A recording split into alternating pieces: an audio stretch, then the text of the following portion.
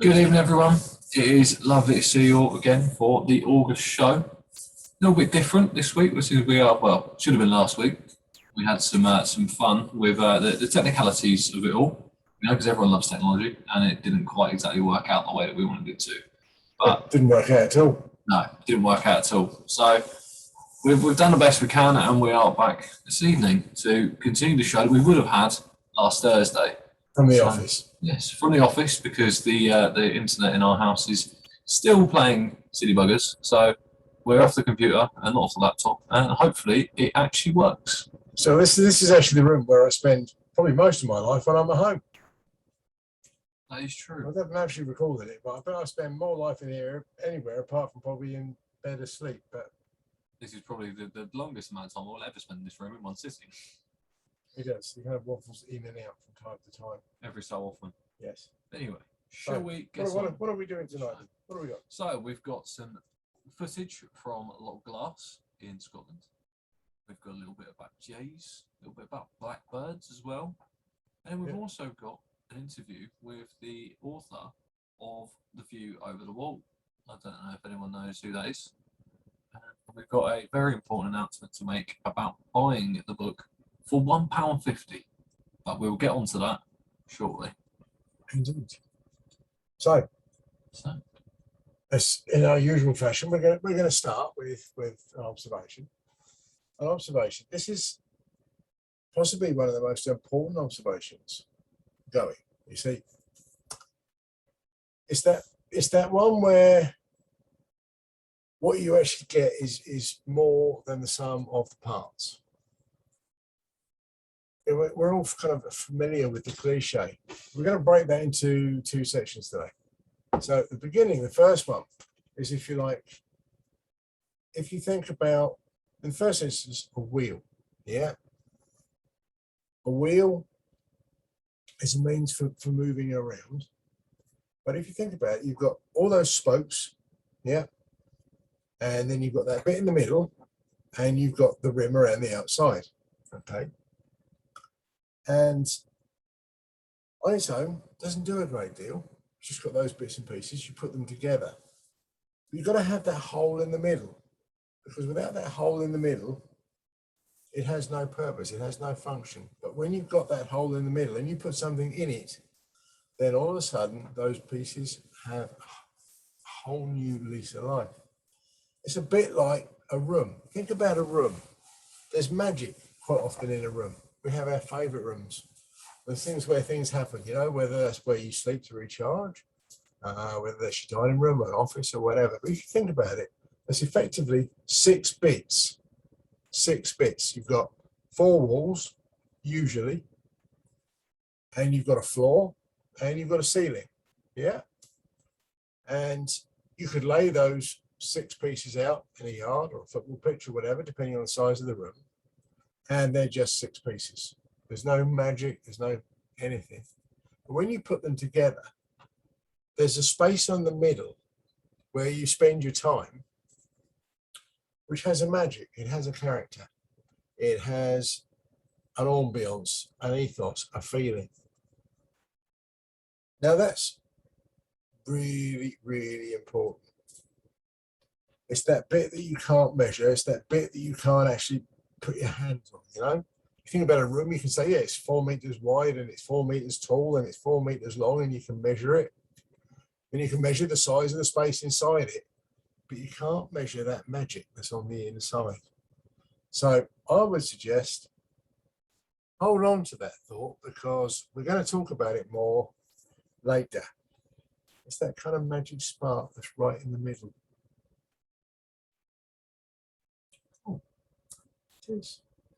So, next step for today is to go on to our first video of Loch Glass.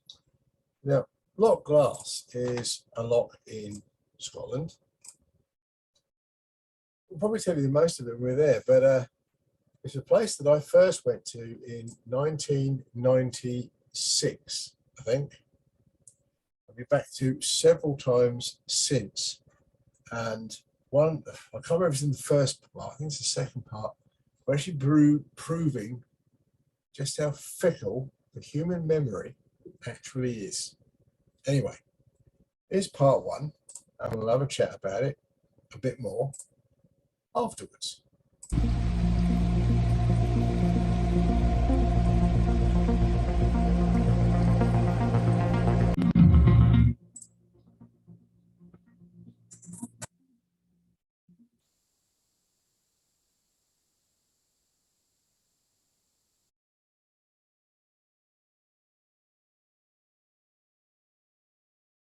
Edmonton in Scotland since 1990s.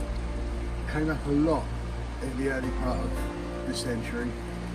Probably haven't been back for 10 years, I would imagine at least. I'm coming up today to Loch Glass, top of Glenglass, and a lot's changed in those times. Last time I came up, you could drive right up to the loch. This time, there's a set of white gates, as you can see behind me, which probably installed by the people in the cottage behind. But I can't wait to get up to the loch. It's the most amazing, magical place. Come with us, see what we can find. Thank you.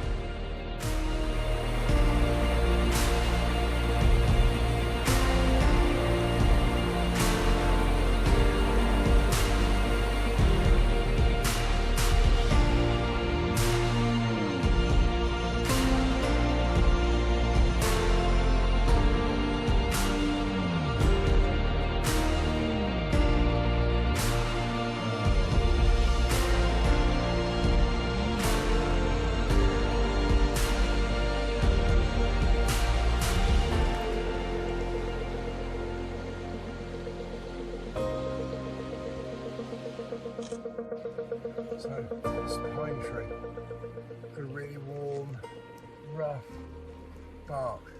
We talked about on many occasions at home, but we very, very rarely ever see them with a trunk this fat, because normally they're grown for manufacturing and timber yards. So it's really cool to see a big, big old pine actually living out its days in the woods naturally. Love it.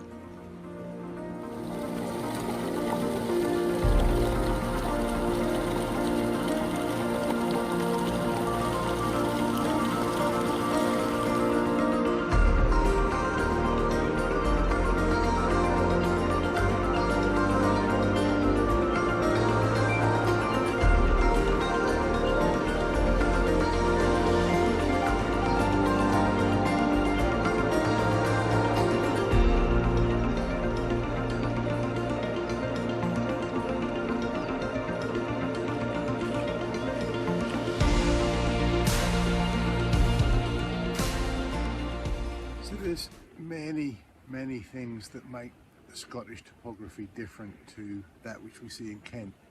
I mean, there's the obvious mountains, obvious heights, the obvious elevations. But if you see in the pool behind me, the water is really, really black. That's because it's really peaty up here. Everything is different. We have a granite substrate, everything's sitting on granite, whereas back home it's all chalk. Again, up here everything is acid, whereas at home, being chalky, everything is alkaline, which means we've got a totally different substrate, a totally different soil, and that will quite often give us many different plants. The most obvious example is the blue hydrangeas we get in Scotland and the pink hydrangeas we get at home. But also when you look around, you can see signs of age where things have been left, and they're not all forested quite the same way. We're going to have a look at some of the different trees we see and why they look so different up here in a little while. But there's an ancient beauty in these woods. Something that you only get from something that is very, very old. And that's just kind of magically beautiful.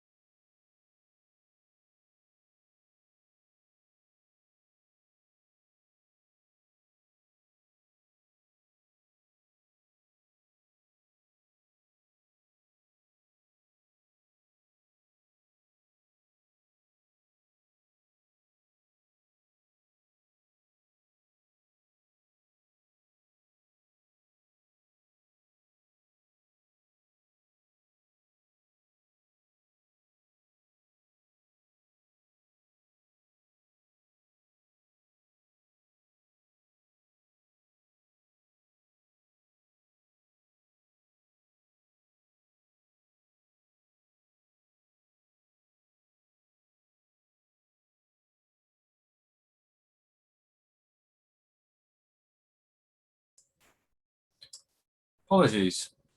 We have been muted and talking away. That's it. As you can tell, we're on different software, and we are still getting used to running it off Microsoft rather than off Apple. So it's a little bit different. And yes, the whole thing is slightly different, but I guess it's one of those things that gets filed under damage limitation. So you were just telling us about how much you don't remember about being in the Highlands. Yeah, I don't remember much about the trip we took when I was that young. I remember bits of the trip we took when I was 7 or 8, and I remember the trip we did the West Highland Way very well. Rest of it, I could not tell you at all. So I just don't remember it. Yeah. So we'll be back to the Highlands shortly, but in the first instance, we're going to move across to is it Woodlandsborough? This? No, it's in Ramsgate. Ramsgate? No, Ramsgate, Broadstairs. Oh, Thanet. Thanet. Definitely. And we got some footage of a very familiar bird that got cozy to Ross.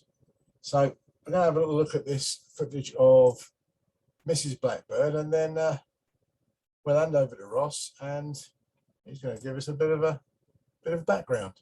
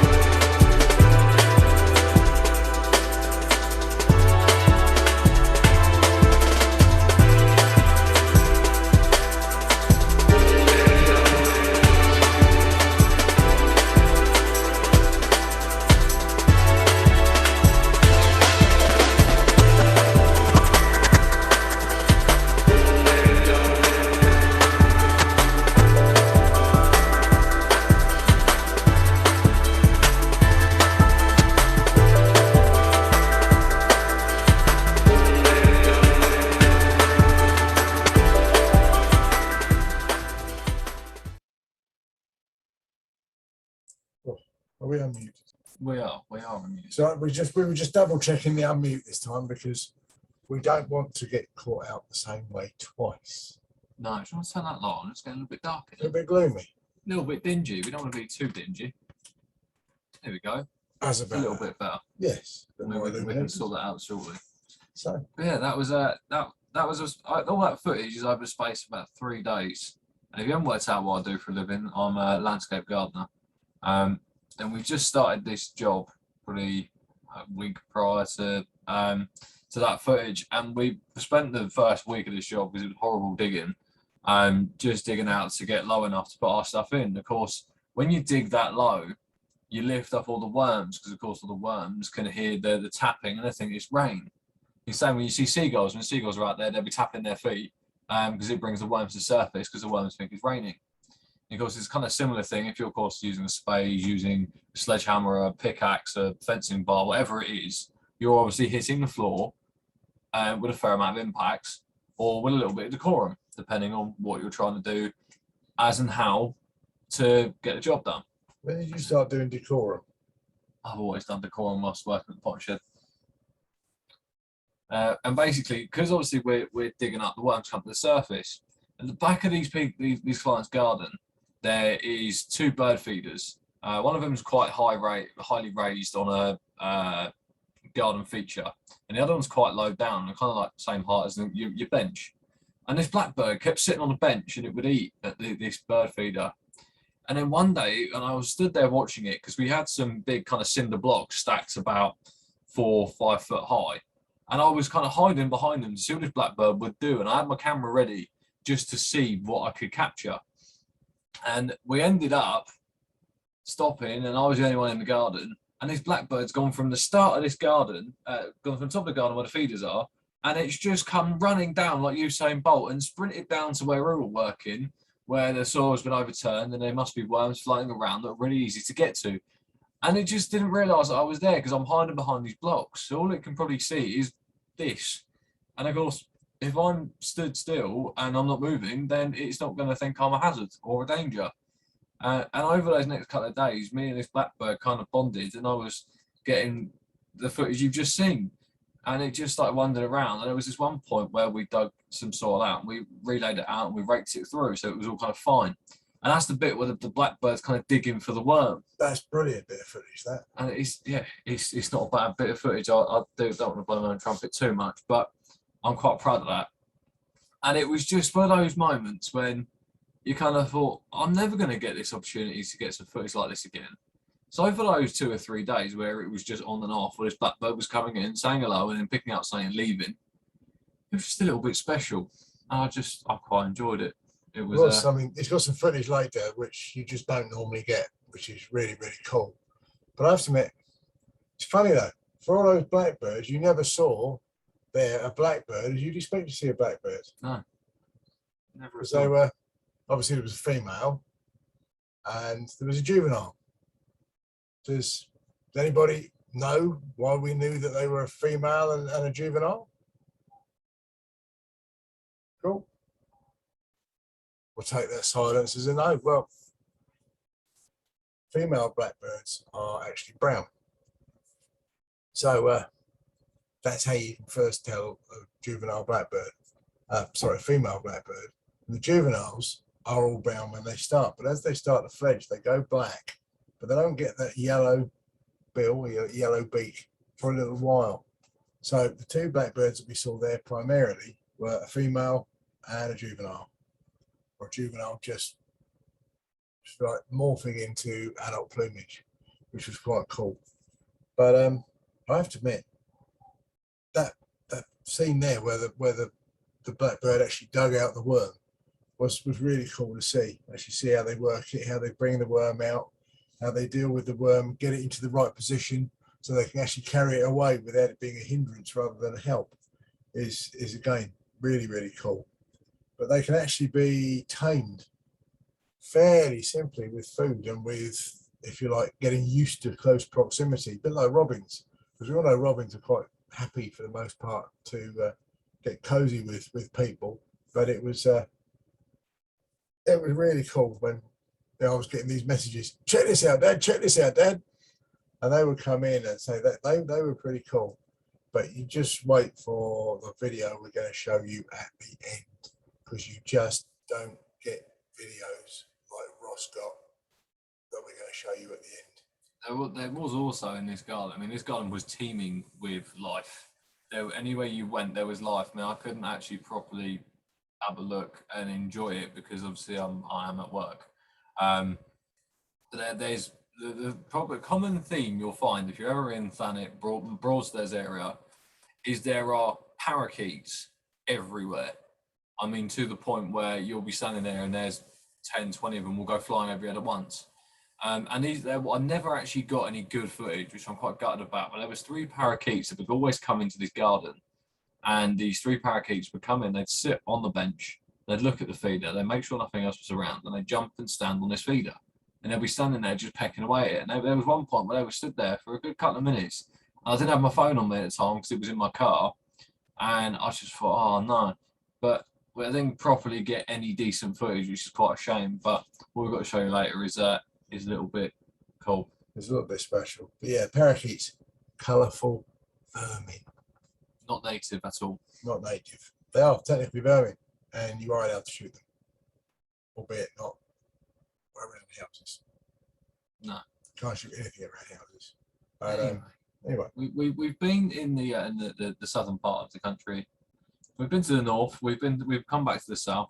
I believe now it's time to go back to the north. Go back up to the north. So if I can find the video, this one. Oh, hello. There it is. Stop making noises at me. There we go. That can go there. Can you tell that we're really good at this? I'm running it off a Microsoft desktop instead of running it off our usual way. But anyway, here is Loch Glass 2.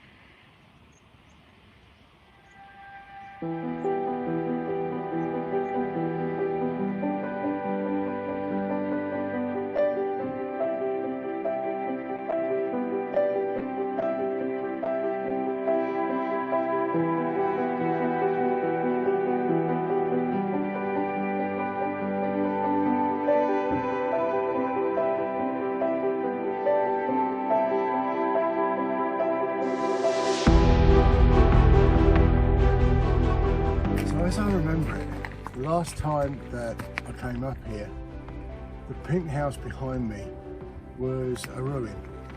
I remember thinking, my God, that would be the most amazing place to have and live. Gillian said to me when we came up, could you live here? Yes, I could. You know, like anyone, I do need that meaningful human contact. But there's so much company up here, there is so much life. It will take quite a while for me to get lonely, I think.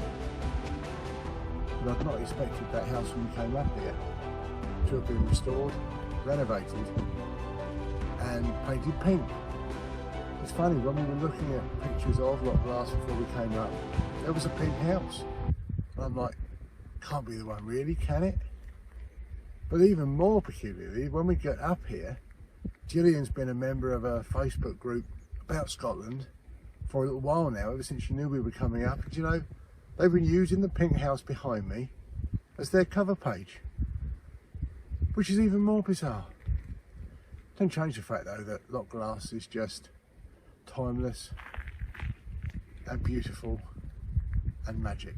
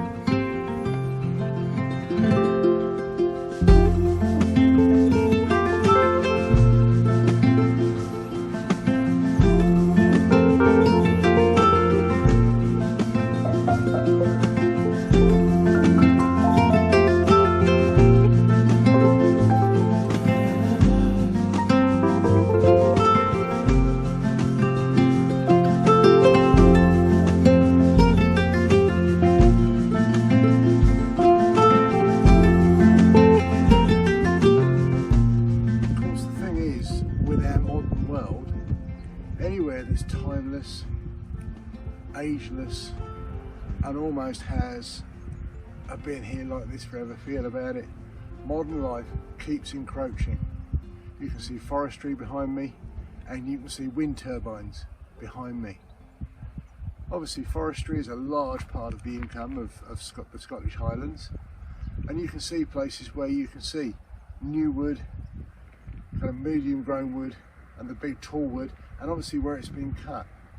So they're regenerating, and certainly those pine woods have a certain feel that when they've been there for ages, you just kind of can't match anywhere else. But also the wind turbines.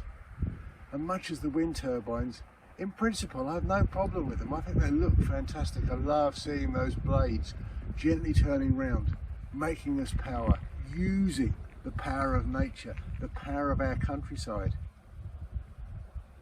But what kind of rankles a little bit sometimes is the damage they do when they put them in. And you sometimes have to ask, how green is our green energy? But kind of when that's been put right, and you've just got the turbines gently doing their thing, slowly, they kind of add to the hillside, I think. For me anyway.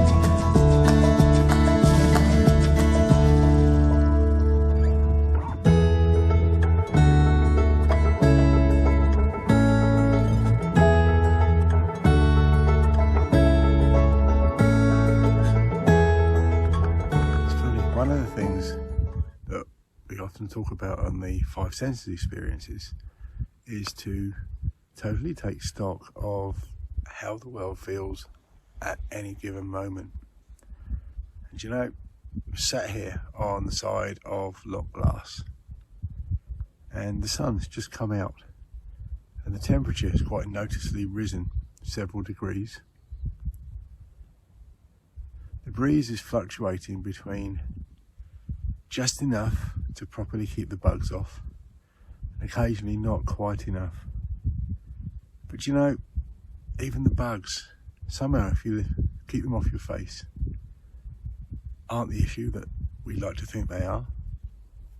Watch them crawling around on my legs. The way the sun glints off the lake is just beautiful. The air is fresh and it's clean. And to just take note of all of those little differences just makes the day more, or this moment, more than it was possibly before. Yeah.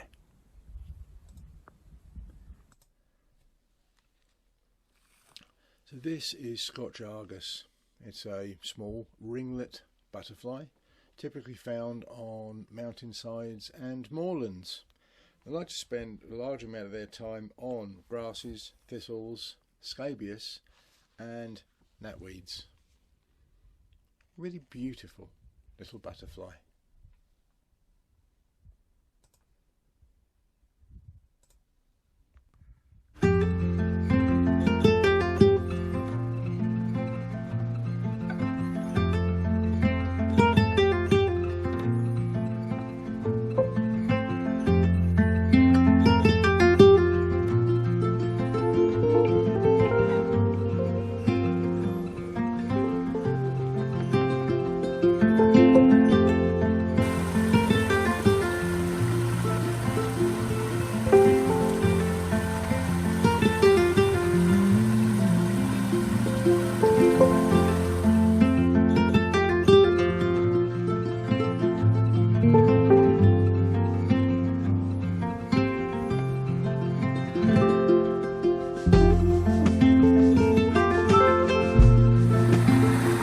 So these are streams, if you like, or little waterfalls that are running down the hills, are why there are so many lochs in Scotland. Because if you think about it, all of these mountain ranges effectively are big kind of bowls, big catchment areas for all the water. And as you walk along the track alongside Loch Glass, there are many of them. And even though it hasn't rained for a couple of months, with the exception of yesterday, there's still a lot of water running down the hills into those lochs. So they serve a real kind of double purpose. One, they keep those lochs moving, filling up. The lochs then obviously provide water to the rivers that run down towards the sea. They quite often will drive power stations, turbines, fisheries, and they'll also provide places where they meet the roads, where people will stop and villages will form. But you know, they also just sound fantastic, and they give us that kind of restorative thing that we need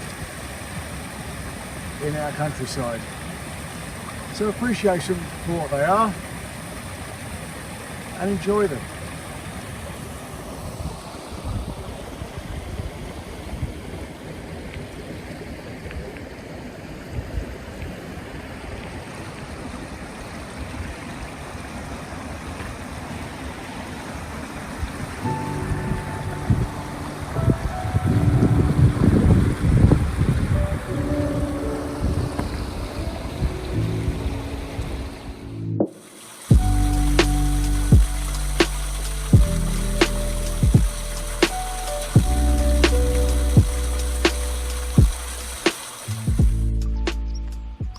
These are stone chats, and if you listen in a moment, you'll probably be able to hear why.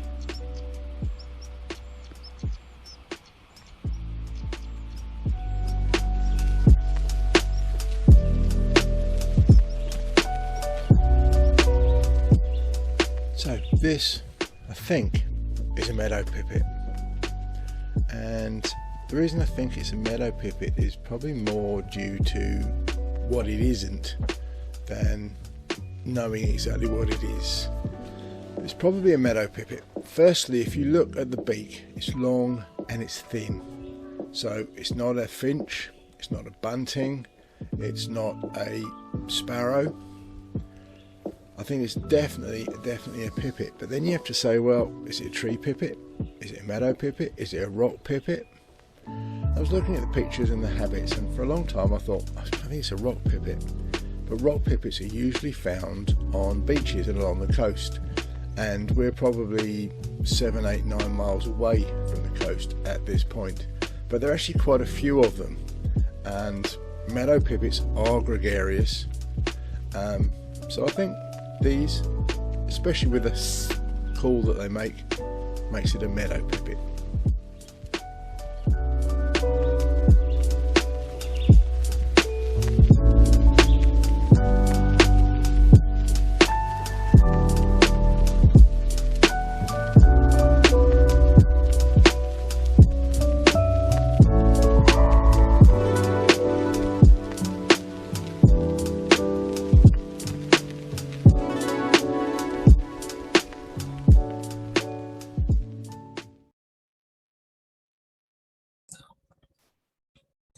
Unmuted. I like Loch Glass. I think it's one of my favourite places. Definitely one of my favourite places. Incidentally, you remember I said earlier that I thought that the house wasn't pink in 1996. Well, I dug out some photographs from that holiday, and I have to say, unfortunately for me, it was pink then too. So it was always pink. It is a pink house. It was a pink house then. It's a pink house now. I don't know when it became a pink house, but it's definitely a pink house.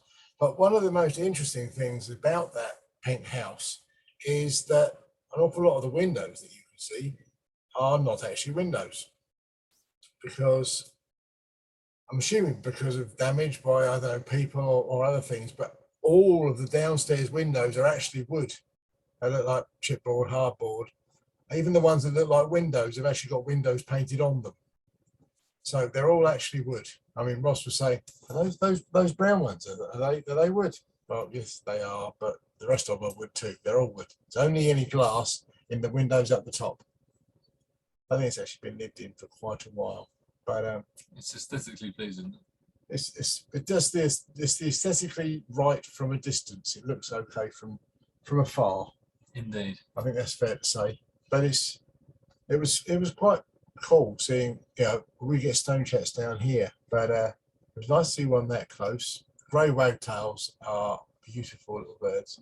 We do get yellow wagtails from time to time in the migration. In fact, if you look in cornfields, wheat fields, over the next kind of month, 6 weeks, then there's a good chance that you'll see some yellow wagtails.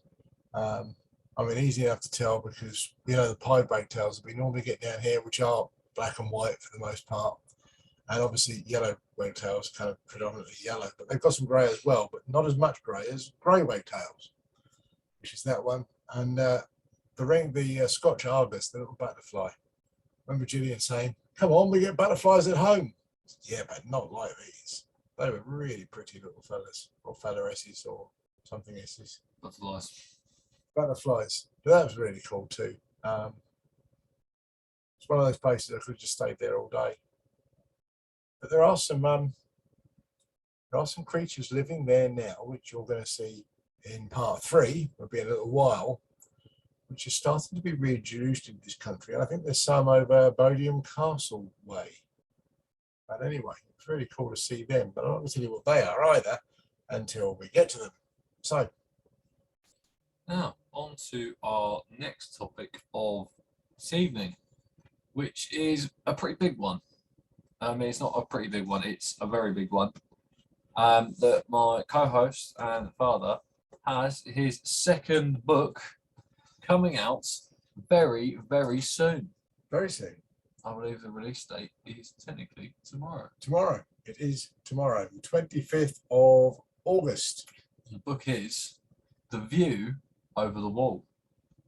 Now, it may look a little bit familiar because it almost resembles and very close to the design of Three Year Pond, which is the previous book. Now, what I will do, because this book isn't the Three Year Pond, is I will kindly ask if we can have a little bit or a segment read to us. Well, that one. And this one. Well, that one. Oh, right, well, I better you better find a section then, young fella, whilst I get properly attired. And we should go with that. It's gone with the introduction. So I think it's a good place to start. Okay, so if you're sitting comfortably, so it's snowing. Most of the world goes indoors. The roads are treacherous and the pathways aren't much better. It's cold too, very cold. But the wind stops and there's little in the way of a chill factor. The light's getting low. It's twilight and somehow everything is becoming sharper and more focused. We've already been out and walked the dogs, but Ross, my son, now an adult, wants to go out and use the sledge he was given 4 years ago. I'm reluctant. The front room is warm, the fire is crackling gently, and there is an appealing smell of wood smoke. The flames are dancing yellow and orange around the timbers I split a few hours ago. But my wife virtually wrestles me into my coat and hat and laughing, I put my boots on and off we go. Sledging on the drive is not great. There's no gravity to assist us and the snow is very fine and grips too much. We take off for our local slope. Once there, the first thing I do is fall off and land on my rear so hard it jars my jaw. But you know what? It doesn't matter. I pick myself up and have another go. And eventually I manage a reasonable slide, not as gracefully as Ross or over such a long distance. That matters, and here's why. You have to live for the moment. If you read my last book, if you read my last book, The 3-Year Pond, and if you haven't, shame on you. You should have. You'll know why this is so important. So catch the moment. When people ask me what are the best things about being self-employed or responsible for my own life and the decisions that I make, the first thing I always say is I've been fortunate to never miss a school sports day or performance, assembly or parents' evening through all his time at school. As a parent, these are the days that can never be replaced if you miss them. And after that, there are so many other events that life presents. And Ross, at that moment, wanted to go messing about in the snow with his dad, the first chance we'd had in 4 years. I think I'll stop there because we can move on to the next bit, probably a little bit later. There you go. There is a segment of the book, and I mean, I've read the book, and there are, I think that there is a lot of different topics in the book, shall we say? But I think that is the perfect place to start, and I hope you did too. So I believe you've got a few things you'd like to talk about regarding the book. You've got the questions, mate. I have. So, next question: what's the book about? What's it all about? Ultimately, the book is about connection.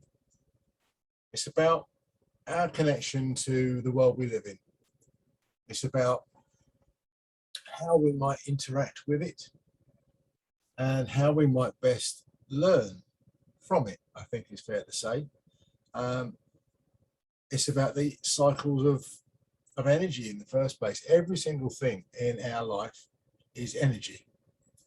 Whether that's the energy that we breathe, or the energy that we eat, or the energy that we use when we get out of bed and put our clothes on, or the energy that we go out and earn in the form of money and we then spend it, or whether it's the energy we get in our car. Everything is energy. And if we remember, when we were at school, we got taught those laws of thermodynamics. Every action has an equal and opposite reaction, and energy can neither be created or destroyed. And that kind of led me into quite a lot of different thinking.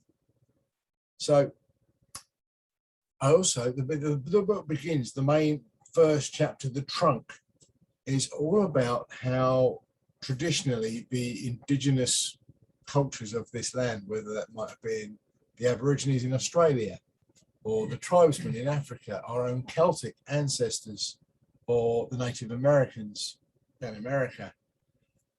And if you look at their beliefs and you combine those with the beliefs of the religions that permeate the world, there's a real similarity right the way through all of them, which when you consider that they were all in different places all around the world is kind of quite interesting and quite awesome in concept. But the fact that they're all basically a result of asking questions about what it's all about. And I found that really, really interesting. And I've been asking questions increasingly now for the last 3 or 4 years as to what is going on and why is our world the way it is, because I really believe that we need that connection to our outdoors. We need that connection to the cycles of day, night, of the moon, of the years and seasons. And the more closely that we actually align ourselves with those, then I think the happier we generally are. We are possibly the most disconnected generations the world's ever seen. And that may be the cause of a great deal more suicide in our world. And they reckon research is pointing to two of the main reasons for suicide being, one is lack of connection to our world, and the second is lack of meaningful human companionship. And I think a lot of that is because the very piece of kit that was designed to communicate, to speed up and enable us to communicate better with everybody, is actually isolating us. So there's a lot about that in there, but also some of the most amazing things we can see in our world when we actually choose to look, listen, touch, and connect. And then, of course, we looked at the end as to how we might wrap that up. What's the book about? That lot and some more.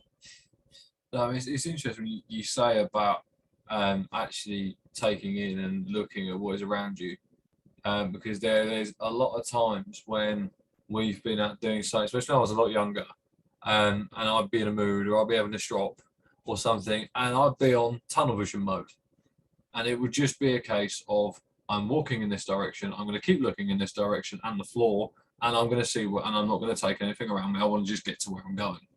And there are times when that isn't the necessary thing to do, but there was also a lot of stuff when, especially when we were in Scotland, and there were a couple of days where I had some bad patches where I just wanted to walk and keep going and not stop. And there were quite a few things I actually missed. And the only reason I know I missed these was because Dad was actually looking and actually taking in what was around him. And I remember the biggest one that still sticks in my head now was there was a pine tree that had been either cut down or had fallen over.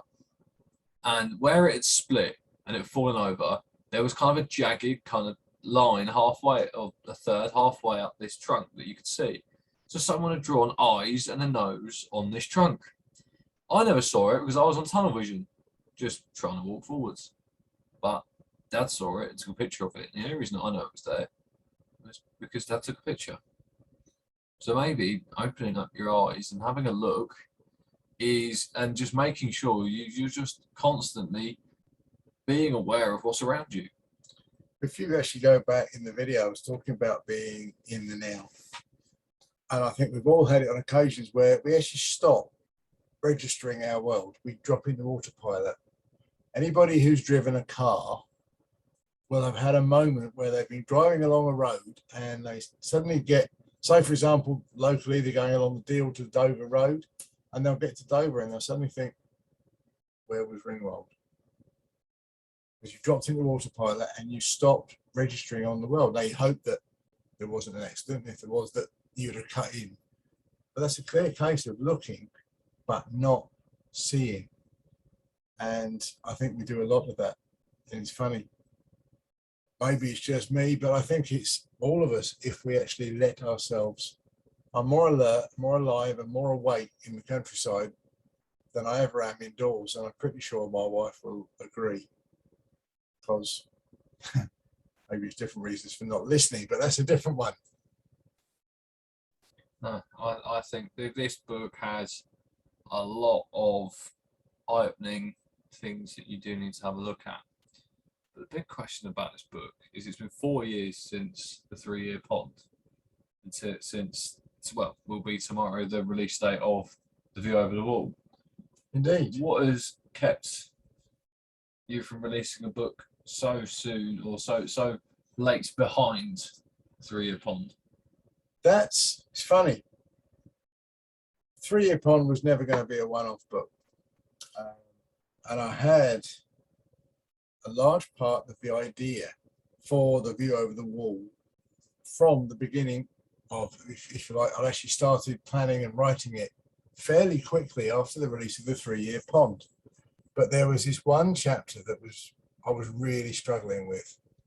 I mean, most of the rest of it was okay. There was the chapters of Search for Church I knew about. I knew what that was going to be. So that was already there. And there were various different bits and pieces that had happened. And I'd already written those down. But I'd had the basis. I mean, as I was saying just now, the chapter which is effectively the trunk. I'd had the concept for that and the idea right from the very word go. But to be fair, it kind of scared the living daylights out of me, because I couldn't quite get my head around how it was going to fit together, how it was going to sit. And at one point, probably for about a couple of years, I actually completely abandoned it. I thought, no, never mind, I won't do that bit. I'm really not sure what I'm going to do with it, so I'm just going to not do it. And I'm going to have all these kind of slightly disconnected bits and pieces and put them all together a little bit like in a magazine, and that'll be the book. Now, the more focused the book got about energy, and the more focused it got about energy in a sense of place, the more, well, indirectly, the more that chapter took hold. We were actually we were in a, this is one of the sections that's in the book, and there's a place that we used to go quite close to where we are now, locally, only half an hour away, but it was just far enough away that when you're running a business, you're actually away, because when you're at home, you kind of never quite not at work. And we used to go there, and it's funny, whether it's because we were removed from our usual life pressures, whether it's because there really was an energy in that place, whether it's because any number of reasons. But I sat down on one of those sessions, and pretty much within an afternoon, I mapped out the entirety of this chapter. Now, the chapter's massive. In some respects, it's almost a book on its own. It's something like 60 odd pages out of a 250 page book. But I mapped out the whole thing. And pretty much from there on in, it was just a case of reminding myself of some of the things I already knew, double checking some books and bits and pieces that I had. But to the most part, I actually just sat down with my notes I made, and I wrote it pretty much freehand and pretty much first off. I had a couple of books that I read whilst I was putting it together, and I made some notes of things in there and included those in it. But it was, if you like, as soon as I had the bulk of that chapter, the book was, it was going to happen, and it was going to come together, and it came together fairly simply after that. I got that written, I think that was in the September that we went away last year, when we had a little bit of freedom from the government and lockdown. And I know I was writing it quite, if you like, vigorously over Christmas and through January, February, March this year. And I've pretty much got that sorted out before we went away in May. I knew there were a couple of chapters I needed to sort out in May. And then in June, I kind of sat down and put the whole thing together, and then realized there were 2 other chapters that had to be written. So I wrote those, and it all kind of fell into there. So the whole concept was there from the end of the 3-year pond. It just needed a nudge of some sort, some kind, whether that's whatever that nudge was. And then the process actually kind of picked up a momentum, and it ran, and it went with it. And I know I'm certainly best when I just have that freedom to write. Sometimes that freedom to write requires a certain restraint. So yeah, from there on in, no problem, off I went. And it's a bit of a drug, to be honest. Once you really get hold of it, you just can't stop. You just have to write, and I'm really pleased with it. If you weren't, it definitely would be something wrong. Absolutely. Do you think we should play the connection one? I think we should go for one more question. All right, we'll show the 2 of those together. And we'll do the 2 of them together. 2 together, right. The next question is, where does your passion for the religious beliefs you talk about in the book from different cultures actually stem from?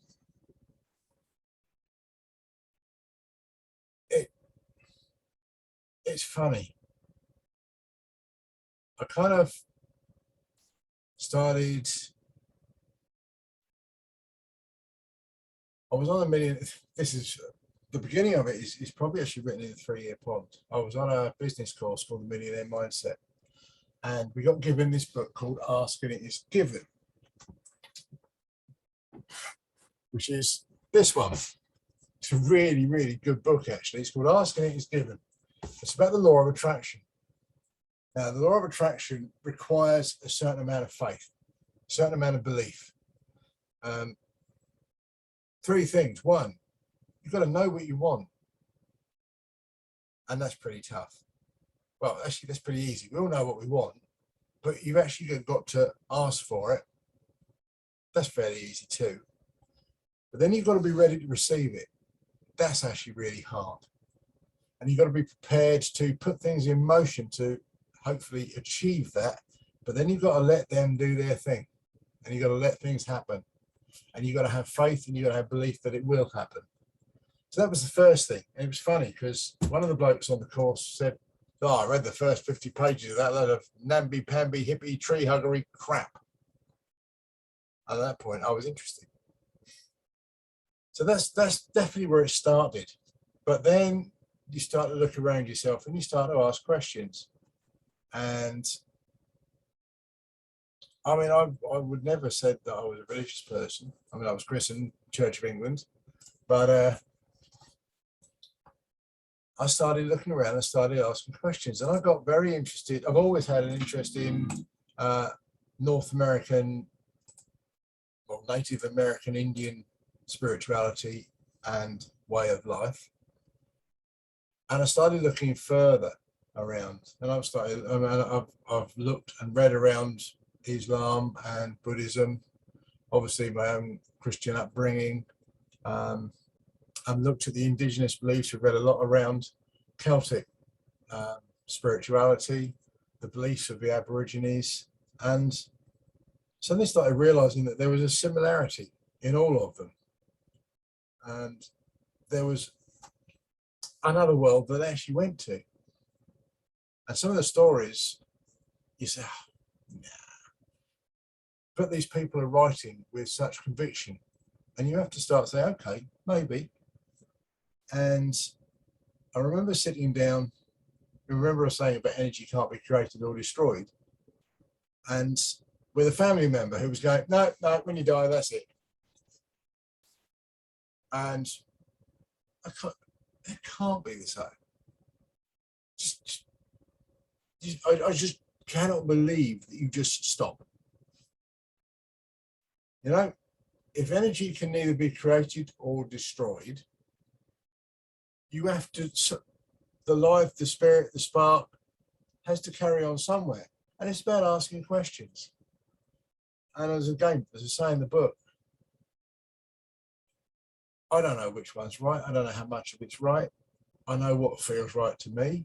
I'm not a Buddhist, I'm not a Christian, I'm not a Muslim. I might be a pagan. But there's something not us, like they say in the movies.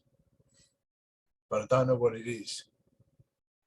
But I can sometimes feel I can just about see it, but not quite.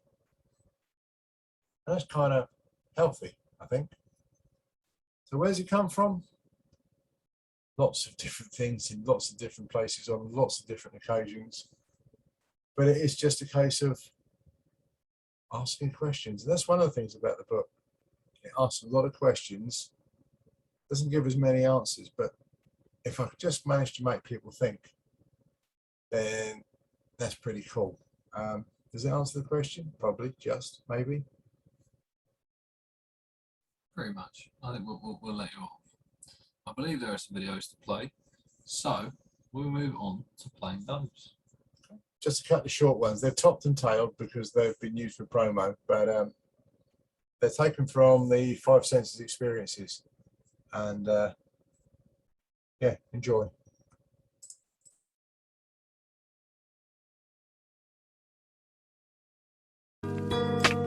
Never let you go.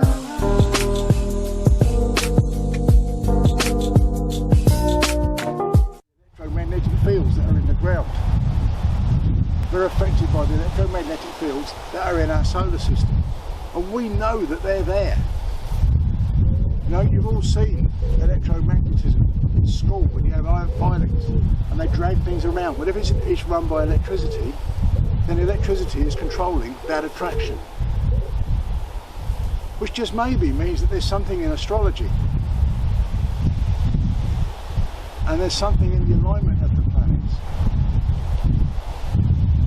And that affects us, which is why some days we feel bloody miserable for nothing we can put our finger on and touch or know or understand. That's why some days we feel euphoric for no reason that we absolutely know or can understand.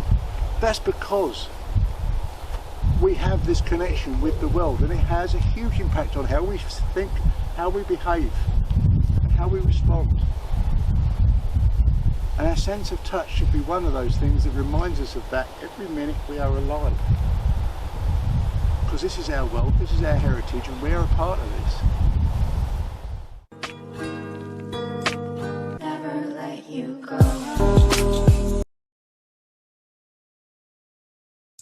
I'll just put on the next one for you when I have loaded it. Stop.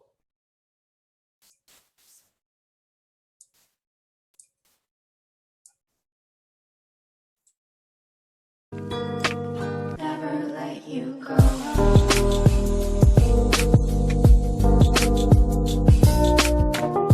Another one, whilst we're here and I'm thinking about it, we're 70% water. Yeah, 70% of our bodies is water. Now, we've got a moon that does an orbit every 28 days. And that has, you know, you've all heard the phrase lunatic. That's because some people feel an energy, they feel a pull, they feel a certain behaviour on those full moons. We know what the moon does to the sea, we see it with our tides.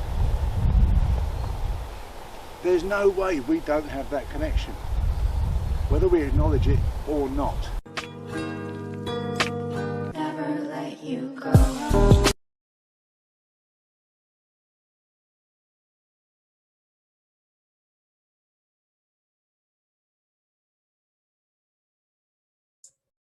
We're just going to do the third video as well whilst we are going through these. Now we'll touch on this one in a minute. Oh, I can't wait to get back onto the laptop. I think that's safe to say.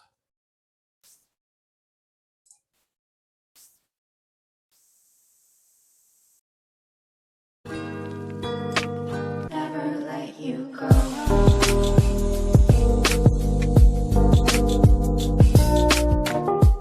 Planet live, and that has been the topic of discussion for thousands and thousands of years, and we still haven't properly worked out what the answer to that is, or even if it's a question come to that. But that spark is here and it's in us and it's a part of us all the time. But that gives you a question, because we can't put our hands on it and we can't measure it, where exactly is it? That's another question that people have been discussing forever. But the conundrum comes because you would say, oh, that spark's within us. You know, it's a part of us. But it isn't necessarily. And if you think about it, just imagine you've got a robot, okay? You've got a robot, and the robot is maybe it's in John O'Groats, and the robot's got cameras for eyes, yeah? And it's got microphones for ears, and it's got sensors that pick up smells, and sensors that pick up taste, and sensors that pick up touch, yeah? Now, you're in a room and you're connected to TV screens that see exactly what that camera picks up. You've got speakers connected to your ears that connect to those speakers, microphones in the robot, and all those, you've got touch, taste and smell sensors are connected to that robot. Now, if that robot is in John O'Groats and you're here in Kent, you have no understanding, comprehension of where you are here in Kent at all. Every single thing you see and experience in any shape or form is with that robot up in John O'Groats. Now when you take that on board again, we have something absolutely magically fantastic about us, about the way that we live, that actually connects us to every single thing that is around us the entire time. Every single thing has that spark. They use it in slightly different ways, and it's maybe more developed in other things. But here, it's us.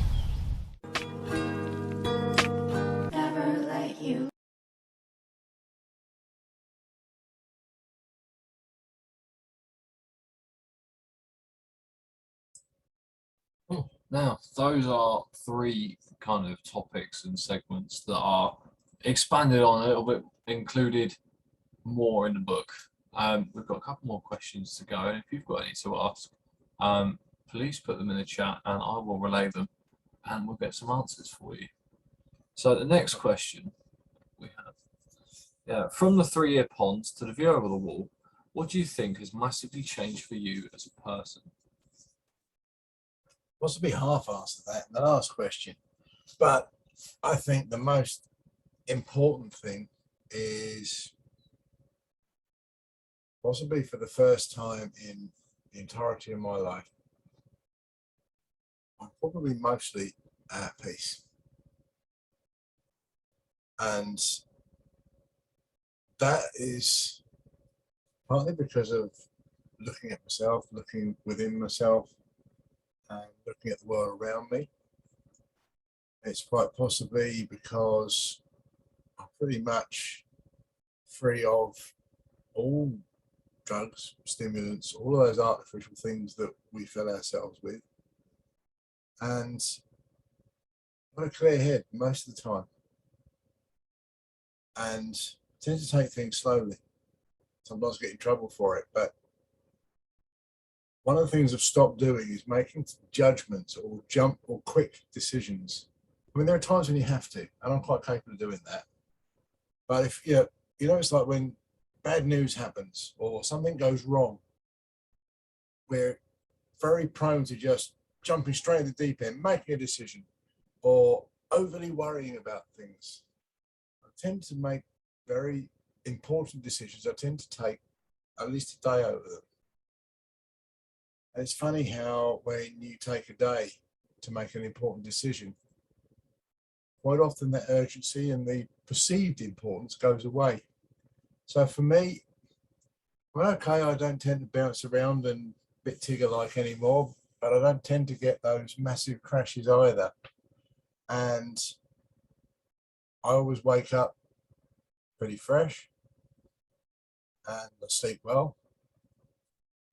And I'm really, really happy with that. I'm really, really pleased with that. I thoroughly enjoy sitting down and listening to music in a way that I never had the patience for, even though I've always loved music. I love sitting outside in space. I love being still. And I think that's pretty important. So that's the massive speak English, Simon. That's probably the most important change, is that found peace, and part of that is having patient people around you, if you like. I think one of the most important things we can do at any point is have the right people around us, because we become the sum of the people around us. So part of it's us, part of it's ourselves, part of it's the people that are around us as well. But peace, I think peace is the most important thing that I've found. And if I can help one or two other people find that same peace, then again, I ain't done a bad job. You've done a bad job for me. But now, obviously, the release date tomorrow is, the release date is tomorrow. It is. The view over the wall. What's next? What's next to come? There are a couple of ideas. One, I found a book just after I'd finished. I had to actually stop reading books with a pencil. I don't mean read it with a pencil, but read it with a pencil in my hand, because if I hadn't have put the pencil to one side, I might never have finished the book, because there was always something to add, always something to change, always something to address. Well, there's a couple of things I found in reading that, and I think I actually mentioned it in the appendix in the book, that changed an awful lot of things. So that is potentially Simple Life Strategies Volume 3. Because this book I mean, you've heard the phrase dipping your toe in the water. Well, I don't think I've even got the fraction of the end of my big toe in the water with this one. There is such a huge, huge pool of knowledge, spirituality, mysticism, whatever you like to call it, that I've barely tipped my toe in. So the next book could be not just sticking my toe in, but actually jumping off completely. There's that. It may be the fact, as I say, found a book just after I'd finished it, which changed an awful lot of the thinking to do with, to do with consciousness. That may be the next book. There's also, I was reading the other day in the Bhagavad Gita, one of the holy books of the Hindu faith. And that was talking about the fact that you've got body and spirit. But body and spirit, the mind is in the body, not in the spirit. And I thought, that's quite deep. I've also got a scenario and I've got to work out a plot for a based on fact work of fiction. That would require me to write dialogue. So that might be Simple Life Strategies Volume 3. But you know what? Can't bloody wait. That is all of our questions for now.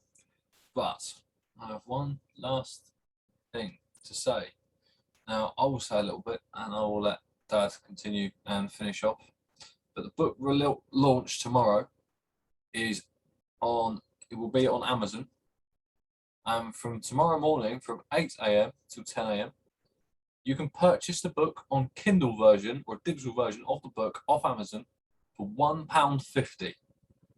There's a reason behind that. Now, would you like to explain what that reason is? Well, you might have seen that I'm wearing a slightly orange shirt. Campaign against living miserably. Calm. There are two reasons for the focus launch tomorrow. One is all the royalties from the book tomorrow, that's 52p of each purchase, will go towards to Calm. We're going to donate it. Now, Calm do an awful lot of work to raise the profile of the issue of suicide in young men. And I think that funding that work is of huge importance. It kind of fits with a lot of the themes that are in the book, because we deal with connection, and as I said earlier, possibly the reasons for suicide is disconnection. So I think that really, really fits.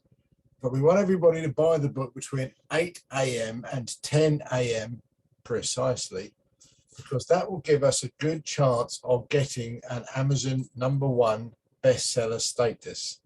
And if we can do that, that will help us in our marketing to spread the word of the book. And hopefully we can reach as many people as possible, because I think that would help a lot of people. Those people that have read it have been more positive than I could have ever possibly have expected. So we therefore need to get the book out to as many people as possible. So please buy it between 8 o'clock and 10 o'clock tomorrow morning, £1.50 on Amazon.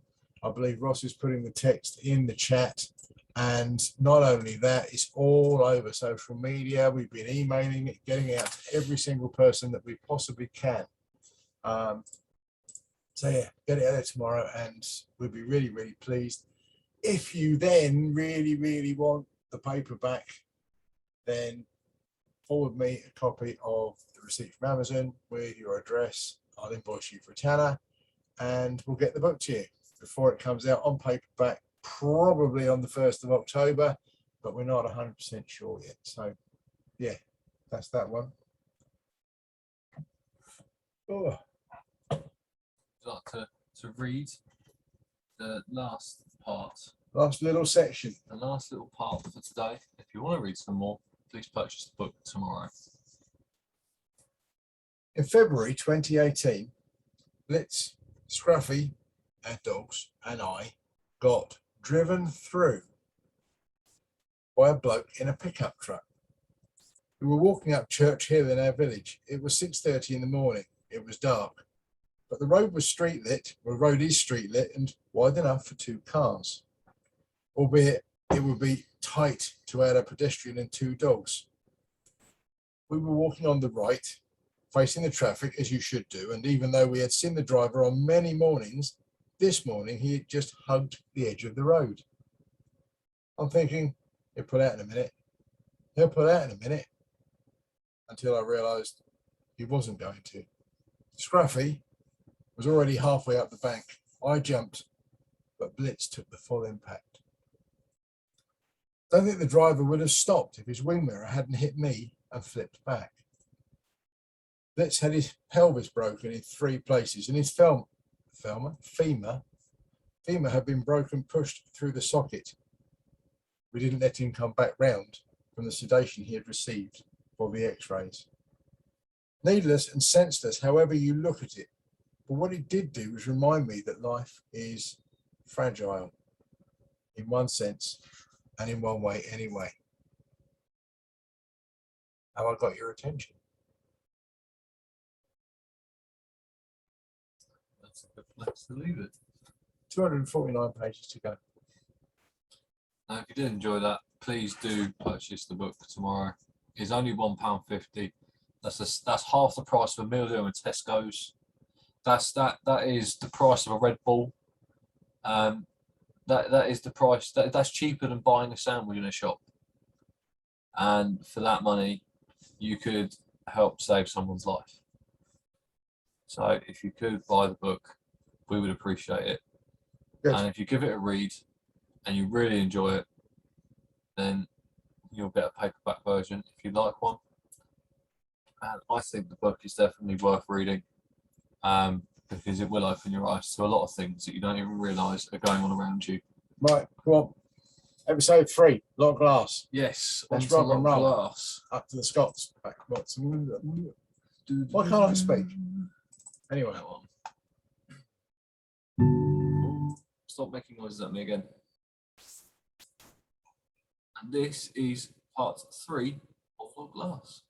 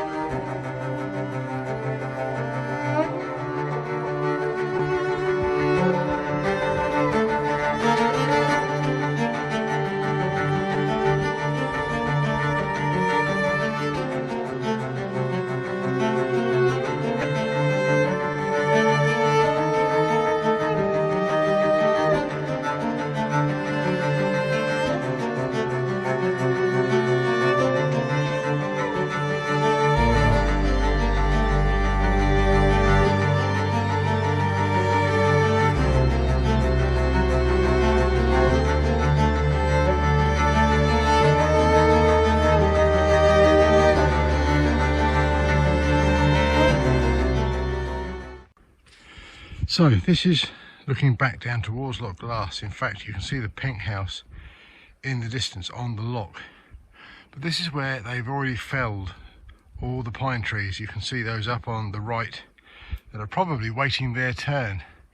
And it has to be said, yes, it does look a bit of a trees graveyard, and indeed just further down the trees are all laying stacked out, neatly seasoning. But actually, if you think about it, this is all pine wood, so it's fairly soft. As you can see, the colour's already gone from it, and it's all kind of like starting to decompose and break up. Now that will be some fantastic home for lots of insect life, beetle life, probably even cover for small rodents, small lizards, things like that. So actually this is doing the ground a world of good. Much as it might be a bit of an eyesore in that process of, it's probably extremely cost efficient, very wildlife friendly, and actually when you really think about it, it makes a whole lot of sense too.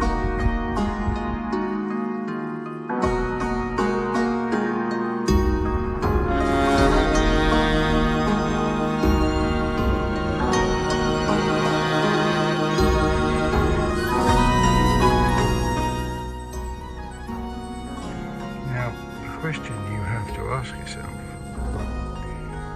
is this poo? And if it is poo, whose poo is it? It might be an owl. It's got to be a fairly large bird because there's a lot of it. It's all the way down the tree. And as there's just some trees in particular that are covered in poo, you kind of feel that they have to have a favourite tree.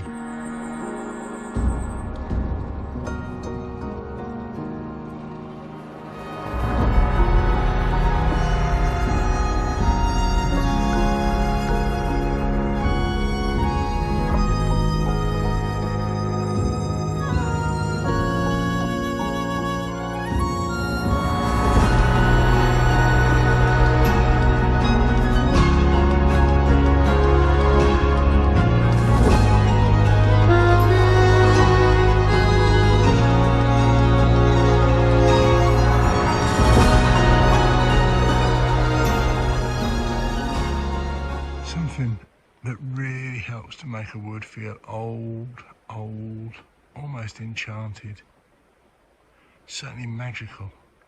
It's all of the moss on the branches.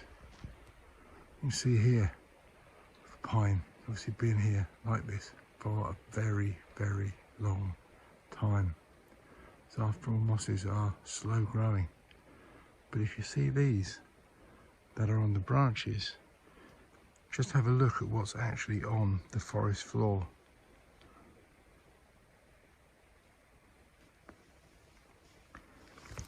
Signs of real damp.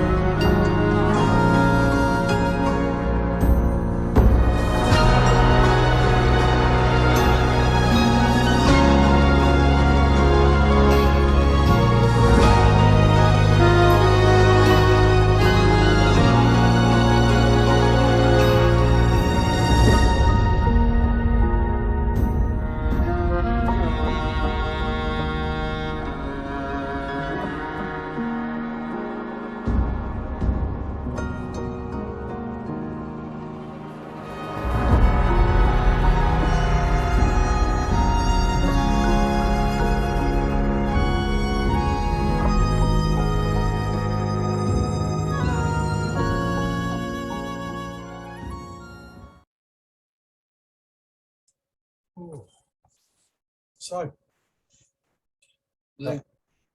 that brings us to an end for Scotland this week, or this month. Well, this month. there are some more Scottish features to come. We will be going back up north.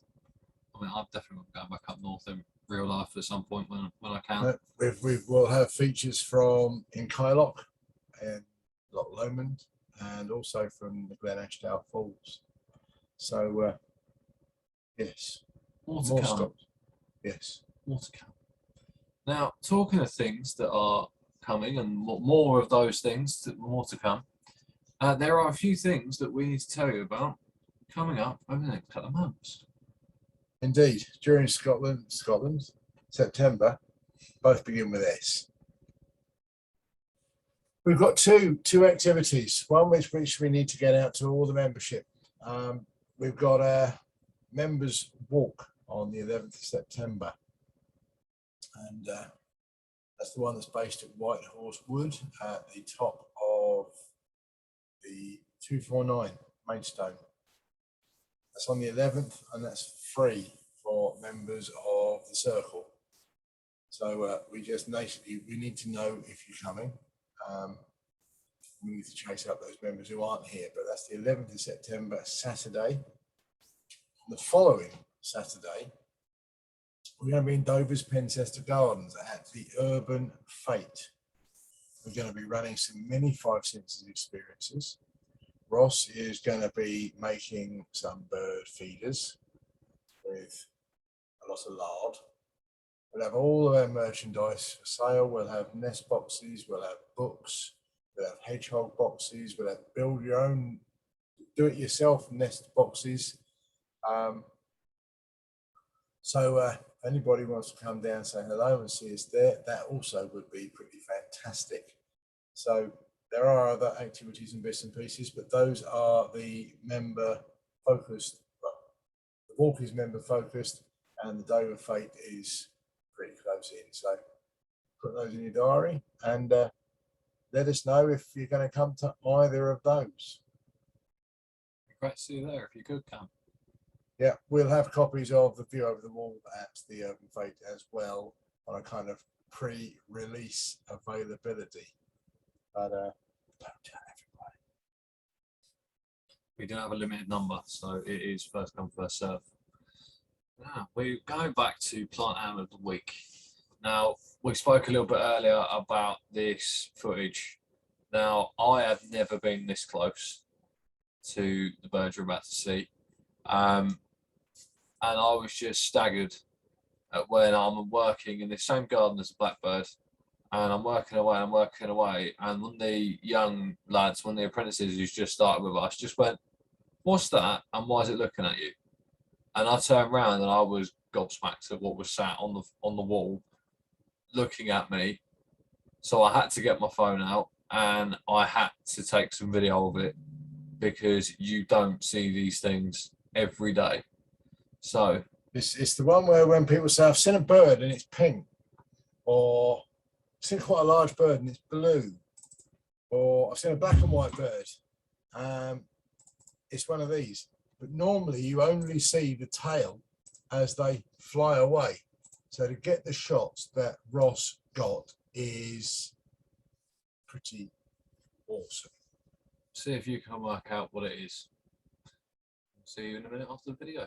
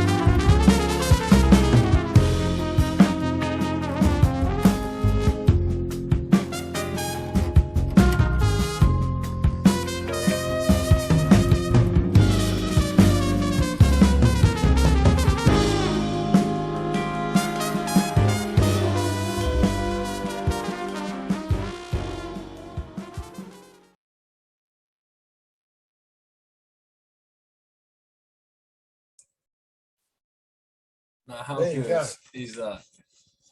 Oh, that last shot. You never quite get that close to a jay. That was one of those days where I'd seen it throughout the day going across the back of the garden, because there was quite a big gap between us where we were working in the back of the garden, and there had been birds flying around, and I heard this noise and I thought, I recognise that noise, and you don't normally see them this close. And I saw it flying around, and then when the young lads turned around, I went, what's that? And I went, oh, okay, right, I'm getting the camera, don't move. I followed it around the garden for the next about 10 minutes, trying to get some good angles and some good shots, until it eventually flew into the big oak tree on the other side of the fence. But yeah, I could not believe how close I'd managed to get to a jay. That doesn't happen every day. And the chances of that ever happening again are so slim. I couldn't believe it. But just, they're such scared animals or scared birds that when you get anywhere near or any movement, they'll just go, no, I'm off, and they'll fly away. But this one, for some reason, was brave and stuck around and didn't really care that I was there. Didn't really mind that I was taking video. Maybe it's something to do with the clients that I was working for at the time. Maybe they'll feed the birds, because the blackbird came close. I've never been that close to a blackbird. And the jay, I've never been that close to a jay. I'm not entirely sure, but yeah, I couldn't believe that. That was fantastic. Yeah, our most colourful crow. Oh, most colourful corvid. Most colourful corvid, absolutely. So, we're coming towards the end. A little early, but that does bring us to the close for this instalment of the Simple Life Circle. Thank you all for coming. It has been a pleasure. As ever, we hope that you're looking forward to the release date of The View Over the Wall tomorrow morning. Remember, 8 AM to 10 PM, to 10 AM. Buy the book for £1.50 on Amazon. The link is in the chat so you can use it. And we hope that you all appreciate the cause that it's going for, and the fact that if you don't buy it tomorrow, between 8 AM and 10 AM, you won't be able to get it again, and we'll get a hardback copy until October. So it's well worth buying. Absolutely. So the next episode is on Thursday, the 16th of September, which I believe is somebody's birthday. But it's the third Thursday of the month is the 16th. So we'll see you then. But to finish off for tonight, we touched on this with one of the videos earlier, and also going back to the observation at the beginning. But it's about that spark. It's about that something that is more, something that gives us life.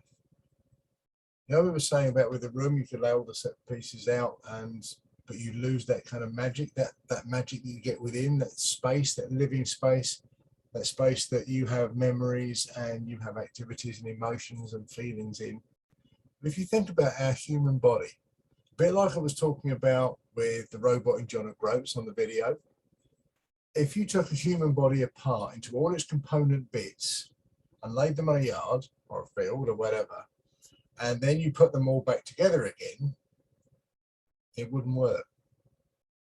Because whatever that spark is that makes us work, that makes us live, breathe, think, eat, work, wake, sleep, would be gone, wouldn't be there. And one of the questions that I don't know if we'll ever answer is exactly what is it? Because in our Western civilization, our Western culture, as a rule, we struggle with anything we can't measure. You know, how long is that thing that makes us work? Can't measure it. How big is it? Can't measure it. How heavy is it? Can't measure it. How long is it there for? Well, we might be able to measure that one, but we don't know what it's going to be until it kind of goes. Then it's gone and you can't get it back. And one of the reasons I like that with people who go, nah, don't like, we just do what we do and then we go and it's not science. Nobody can deny that there's a spark that makes us work. You can't deny it, because if they do, they're denying the fact that they're alive and they're living and breathing and something's making all that happen. And if you can't deny that, there's a whole load of other stuff that you have to accept just may exist, that we also refuse to admit exists because we can't measure it. I find that fascinating too. So, on that fascinating, thought-provoking note, we'll say good night, and we'll see you on the 16th. Thank you, everyone. I hope you enjoyed, and we'll see you soon.